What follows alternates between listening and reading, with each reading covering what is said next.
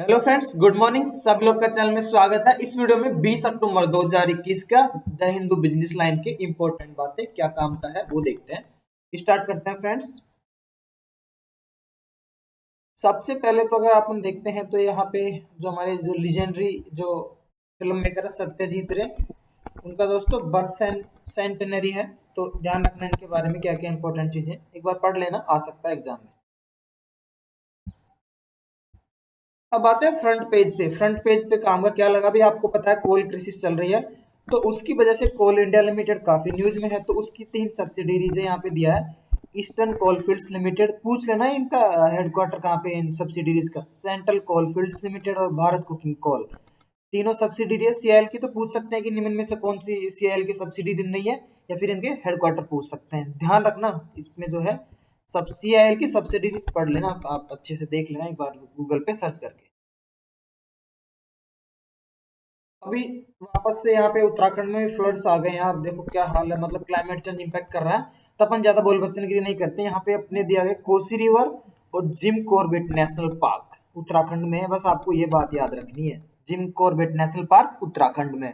उसके अलावा faceless assessment के लिए स्कीम थी, उसके बारे भी इसमें बोल बच्चनगिरी की है। कुछ काम का नहीं लगा, लेकिन दो ही चीज मेरे को काम की इसमें, national faceless appeal centre Delhi में है, और एक एलएलपी की फुल फॉर्म पूछा था कुछ रिसेंट एग्जाम में। तो ऐसे फुल फॉर्म पिक कर लेते हैं। अगली न्यूज पे चलते हैं। अपन अब आ चुके हैं दासू न्यूज पे। India fares poorly in global ranking of pension systems, यानी कि जो इंडिया के जो पेंशन सिस्टम्स है ना, उनकी रैंकिंग निकाली गई, उनका इवेल्युएशन किया गया है। तो काफी इंपॉर्टेंट है अपने आप में इंडेक्स, फाइनेंशियल सेक्टर की न्यूज कह सकते हैं। तो इस इंडेक्स की जो भी काम की बातें हैं वो मैं आपके साथ में शेयर कर रहा हूँ। वो बातें आप ध्यान में रखो, उनके अराउंड क्वेश्चंस बनाए जा सकते हैं। सबसे पहले तो आइसलैंड ने टॉप किया है इस रैंकिंग को, पेंशन सिस्टम्स की रैंकिंग है उसको, ठीक है। और उस एक study of retirement income systems. अब अपन देखते हैं, देखो ओल्ड एज सिक्योरिटी एक बड़ा टेंशन है इंडियंस के लिए। जो इनकम होती है ओल्ड एज सिक्योरिटी, बेसिकली जो पेंशन अमाउंट है, एनफ नहीं, ये बोलना है, ठीक है। अब इस इंडेक्स के अंदर लगभग 50 से ज्यादा इंडिकेटर्स यूज करे गए थे। अब देखते हैं इस बार जो इंडेक्स में 4 नए देश ऐड करे गए थे। 4 नए देशों ने पार्टिसिपेट किया था, बेसिकली आइसलैंड, ताइवान, यूएई और उरुग्वे, ठीक है। आइसलैंड, ताइवान, यूएई और उरुग्वे। और आइसलैंड का एंट्री मारते ही टॉप कर दिया इसमें, समझ रहे हो ना। आइसलैंड ने तो एंट्री मारते ही टॉप कर दिया इसमें। तो टॉप की बात करें तो आइसलैंड टॉप है। उसके अलावा थाईलैंड सबसे नीचे है, सबसे नीचे है। इसका वैल्यू इंडेक्स है 40.6। अगर बात करते हैं इंडिया की, तो इंडिया का स्कोर है 43.3, ठीक है। और इंडिया की रैंक कितनी है, 40। टोटल 43 देशों ने भाग लिया था इस पेंशन सिस्टम्स इंडेक्स में, ठीक है। अब अपन आते हैं, इसके 3 सब इंडिसेज हैं, वो देख लेते हैं। 3 सब इंडिसेज अगर पूछता है एग्जामिनर आगे जाके, तो अपन भी आगे जाके पढ़ना चाहिए। कौन कौन से, तो एडिक्वेसी, सस्टेनेबिलिटी और इंटेग्रिटी, तीनों के बारे में आगे एक्सप्लेनेशन किया है, वहां देख लेंगे। इंडिया का स्कोर ये है, देखो आप, मतलब इंटेग्रिटी में तो काफी हाई फाई स्कोर है, 61। और इसमें एडिक्वेसी में 33, यानी कि एडिक्वेट है ही नहीं। जो मतलब बुढ़ापे में जो आय चाहिए जीवन व्यापन करने के लिए, वो मतलब काफी कम है। वो तो देख के भी लगता है यार, 1000 से 5000 तक की लिमिट है, आप देखोगे अटल पेंशन योजना में, ठीक है। अमाउंट बढ़ाए जाने की बहुत जरूरत है। अपन देख लेते हैं क्विकली 3 सब इंडिसेज का मतलब क्या होता है, एडिक्वेसी का मतलब क्या होता है, और हर एक का देख लेते हैं अपन, ठीक है। देखो एडिक्वेसी का मतलब होता है कि जो बेनिफिट्स जो प्रोवाइड हुए जा रहे हैं मतलब सफिशिएंट है क्या। सस्टेनेबिलिटी का मतलब होता है कि ये जो करंट सिस्टम है, फ्यूचर जनरेशन है उनकी भी डिमांड को पूरा कर देगा क्या। और इंटेग्रिटी का मतलब है दोस्तों जो लेजिस्लेटिव रिक्वायरमेंट्स है, जो कि ओवरऑल गवर्नेंस रिलेटेड ऑपरेशन, यानी किस तरीके से ऑपरेट की जा रही है स्कीम, और जिससे कि जो सिटीजन का सिस्टम में कॉन्फिडेंस एक बिल्डअप होता है, उसके बारे में बात की गई है। तो ये पेंशन सिस्टम के बारे में डिटेल अपन ने देख लिया। एक सोशल सिक्योरिटी कोड भी न्यूज में है, तो आप इसको अच्छे से याद रखिए, आ सकता है एग्जाम में, ठीक है। मर्सर ने निकाला, ये भी आप बात को पता रखिए। अगली अगली न्यूज डिजिटल पेमेंट्स जो मोड है उसके बारे में। यूपीआई काफी उछाल आगे बढ़ रहा है। तो यहाँ पे सारे के सारे डिजिटल मोड्स दिए गए हैं आपको, इनकी फुल फॉर्म और इनके बारे में आप पढ़ लेना आज जाके, अगर आप नए हो, नहीं आता आपको इनके बारे में। तो यूपीआई की तभी लिमिट बढ़ा के 2 लाख से 5 लाख भी करी गई थी, ठीक है। RTGS, PPI, credit card, debit card, IMPS, उसके अलावा मोबाइल, एनएसीएच, एनईएफटी, एनईटीसी, भीम Aadhaar, EPS, close loop wallet सब देख लेना। अपन अल्टीमेट बात देख लेते हैं। देखो ऐसा बोला जा रहा है कि 2020-21 के अंदर यूपीआई का जो वॉल्यूम है ना 49.1% हो चुका है। ठीक है, ये जो सारे के सारे डिजिटल पेमेंट्स हैं सबके बारे में आप बेसिक्स पढ़ लेना, कॉन्सेप्ट स्टैटिक बैंकिंग अवेयरनेस मान के। देखो आगे है नेट जीरो के अराउंड काफी बोल बच्चनगिरी चल रही है, तो कोग्निजेंट ने एम किया है कि 2030 तक वो भी अपना नेट जीरो को अचीव करेंगे। तो इसके सीईओ अपन देख लेते हैं, ब्रायन हम्फरीज। याद रखो, अगर यार कार्बन क्लाइमेट चेंज के लिए किसी ने बात करी है तो उसका सीईओ पता रहना चाहिए, ब्रायन हम्फरीज। और इसके अलावा इंडिया के जो गोल्स है क्लाइमेट चेंज रिलेटेड वो यहाँ पे दिए हैं, अपन ने कई बार पढ़ रखे हैं, तो मैं यहाँ पे वापस से रिविजन नहीं करवाने वाला हूँ। देखो इंडिया में किसानी जो है बड़े घाटे का सौदा है, तो इसके बारे में एक्सप्लेन किया गया है, why farm income in India is लो।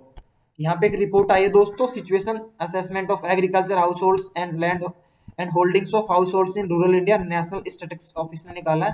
काफी पथेटिक लेवल इनकम है, उसके बारे में बातें की गई है।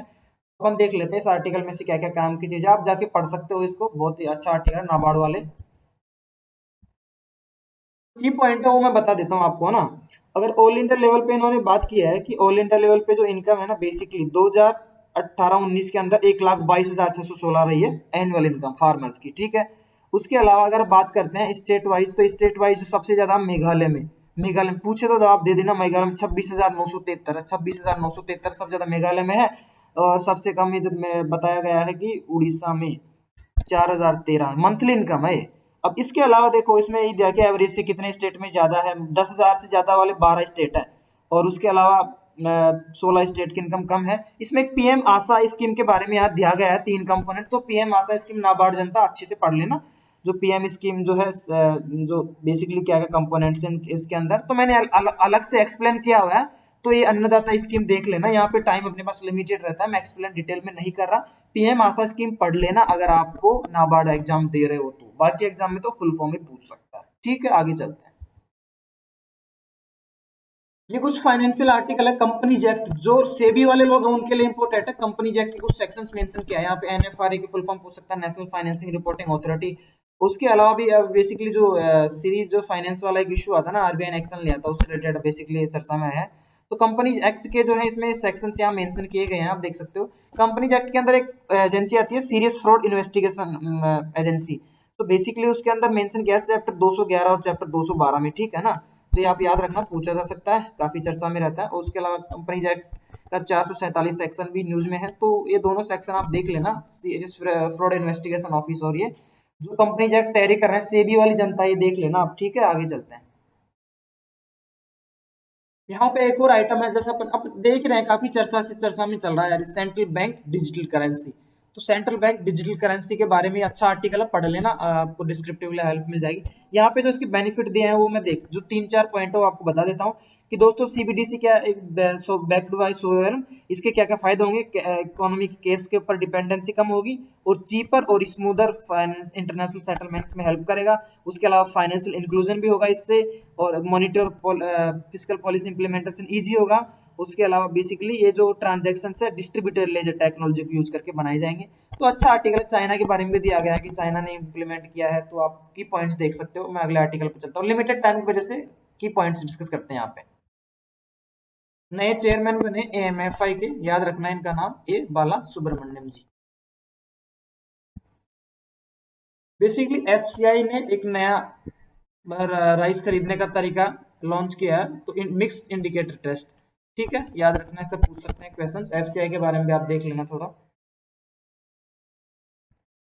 दोस्तों पार्लियामेंट्री पैनल्स काफी न्यूज में रहती है, चेयरमैन पूछ सकते हैं। एक स्टैंडिंग कमेटी ऑन पेट्रोलियम है, पेट्रोल प्राइस डीजल अभी हौला होता है बीजेपी कांग्रेस में। तो जो पार्लियामेंट्री पैनल उसके चेयरमैन है रमेश बिदूरी जी, याद रखना इसके, जो parliamentary panel on petroleum products है। ठीक है, ये वापस से देखो डब्ल्यूटीओ की मिनिस्ट्री कॉन्फ्रेंस 12 रहेगी ना, तो चर्चा में हवा होता ही रहेगा कि एमएसपी और पब्लिक स्टॉक होल्डिंग जो इश्यूज इनके अराउंड, तो अपन डिटेल में एक बार कवर कर लिया, तो इसको याद रखना कि चर्चा में रहता है, थोड़ा थोड़ा पता रखा करो। उसके अलावा यहाँ पे एक इंपॉर्टेंट कॉन्सेप्ट है ओलिगोपोली, जो central trade unions air India को बेचा है ना, इसके लिए इन्होंने हवाला कर रहे हैं लोग कि ओलिगोपोली सिचुएशन क्या होती है इकोनॉमिक टर्म में, ध्यान रखना है। इसके अंदर फ्यू सेलर्स रहते हैं, few seller market is dominated by few sellers. ठीक है, तो आज का अपन ने कवर कर लिया है। सपोर्ट करते रहो दोस्तों, आप सब्सक्राइब कर लेना।